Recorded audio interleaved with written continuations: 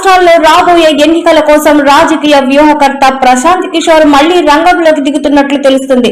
తెలంగాణలో బీఆర్ఎస్ పార్టీకి మద్దతుగా వ్యూహాలు రచించేందుకు కేసీఆర్ సన్నిహిత నేతలు ఆయనతో చర్చలు జరుపుతున్నట్టు సమాచారం. ఏపీలో గతంలో వైకాపా గెలుపులో కీలకంగా వ్యవహరించిన పీకే 2029 ఎన్నికల కోసం మళ్లీ ఆ పార్టీలో పనిచేసేందుకు మొగ్గు చూపుతున్నట్లు సమాచారం. గతంలో మోదీ, జగన్, చంద్రబాబు విజయాల్లో కీలక పాత్ర పోషించిన ఆయన ఇప్పుడు బీఆర్ఎస్ వైకాపాలను గెలిపించే లక్ష్యంతో ఉన్నట్టు కనిపిస్తుంది. ఈ డీల్ గనుక కుదిరితే వైకాపా ప్లీనరీ వేదికగా ప్రశాంత్ కిషోర్ రాకపోతే అధికారిక ప్రకటన వచ్చే అవకాశం ఉంది.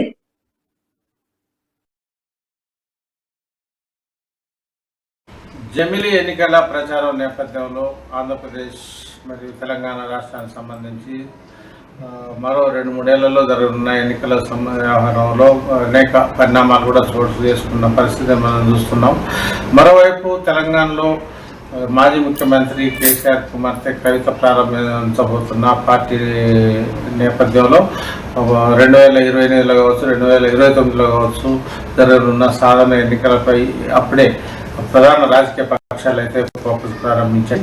వాస్తవానికి 2028లో తెలంగాణలో ఎన్నికలు జరగాల్సి ఉంది. ఆ ఎన్నికల్ని ఎదుర్కొనే విషయంలో మళ్ళీ దీని తెలంగాణలో అధికారం సాధించేందుకు మాజీ ముఖ్యమంత్రి కల్వకుంట్ల చంద్రశేఖరరావు తన వ్యూహాలకు అప్పుడే పదులు పెట్టడం జరిగింది. అదేవిధంగా ఆంధ్రప్రదేశ్లో కూడా గత ఎన్నికల్లో పర్యాపాలైన మాజీ ముఖ్యమంత్రి వైసీపీ పార్టీ అధినేత వైఎస్ జగన్మోహన్ రెడ్డి కూడా అప్పుడే ప్రతివ్యూహాలకు తెరలేపుతున్నగా తెలుస్తుంది.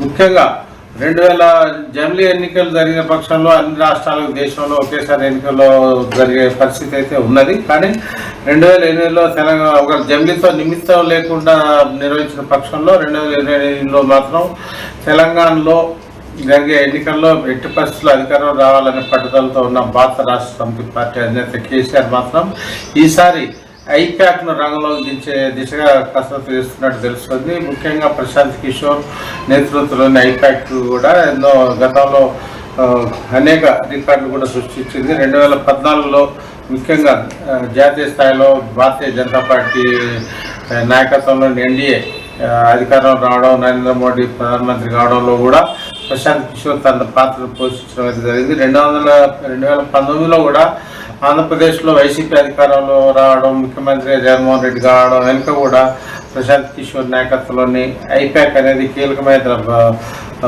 పాత్రను పోషించిన నేపథ్యంలోనే అదేవిధంగా తమిళనాడులో కూడా స్టాలిన్ కావచ్చు, అదేవిధంగా వెస్ట్ బెంగాల్లో మమతా గెలుపులో కూడా ప్రశాంత్ కిషోర్ నాయకత్వంలోనే ఐప్యాక్ అనేది కీలకమైన పాత్ర పోషించిన క్రమంలోనే వచ్చే తెలంగాణ అసెంబ్లీ అదేవిధంగా ఏపీ అసెంబ్లీ ఎన్నికలు మాత్రం రసవత్తరంగా జరగబోతున్నాయి. ఈ క్రమంలోనే ఇప్పటికే కేసీఆర్ ఆల్రెడీ ప్రశాంత్ కిషోర్కు టచ్లో వెళ్ళినట్టుగా తెలుస్తుంది. అదేవిధంగా జగన్మోహన్ రెడ్డి కూడా ఏపీకి సంబంధించి మళ్ళీ టచ్లోకి వెళ్ళినట్టుగా తాజా పరిణామాలు తెలుస్తుంది. దీనికి సంబంధించి త్వరలోనే ఒక డీల్ కుదిరిన పక్షంలో పార్టీ ప్లీనరీ వేదిక ద్వారానే ఒక బహిరంగంగా ప్రకటన చేసే అవకాశాలు కూడా లేకపోలేదు.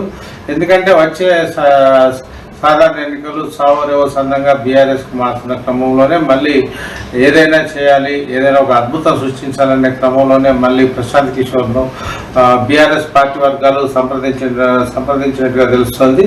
ఇదే జరిగితే దీనికి సంబంధించి అయితే ఈ పొలిటికల్ స్ట్రాటజిస్ట్ కూడా పేరును కూడా ఓపెన్గా ప్లీనరీ వేదికగా ప్రకటించిన అనంతరం ప్రశాంత్ కిషోర్ కూడా తెలంగాణలో పర్యటించే అవకాశం ఉంది. అయితే తొలుత తెలంగాణలో ఎలక్షన్ జరుగుతున్నాయి, తర్వాత ఏపీలో 1 year గ్యాప్ ఉన్న క్రమంలోనే ముఖ్యంగా వైసీపీ అధినేత కానీ ఇటు బీఆర్ఎస్ అధినేత కానీ మంచి సన్నిహిత సంబంధాలు అయితే ఉన్నాయి.